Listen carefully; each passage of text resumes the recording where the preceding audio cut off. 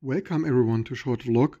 2017 I recorded a video that this APC Pro UPS made quite some coil whine and fuss, and I returned it because it was unbearable in a quiet office. So I got this cheaper, not Pro, APC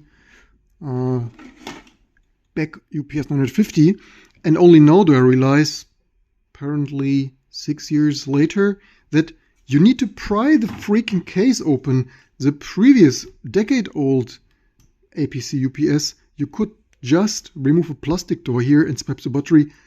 This, you need a brute force screwdriver and pry open the bloody case. Or first you need to unscrew there, and then you need to, like it's a freaking iPhone. It's like why?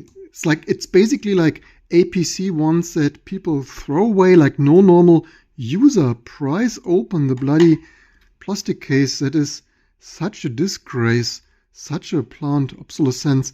And even for me, I mean I'm used to pry open iPhones and other stuff, but like this was some seriously thick prying, right? And when there should just, like on previous models, be a plastic door, like what to expect? This is such a bad design. And even for me, I couldn't even imagine that. I didn't even pay attention since I brought it, since the battery died now.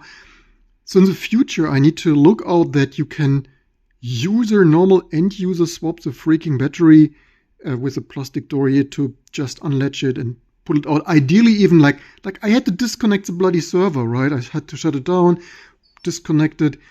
Ideally, even online, right? Obviously, some seconds of no backup, but it's better than like this freaking mess. Are you kidding me, APC? You had one job, and that was not it.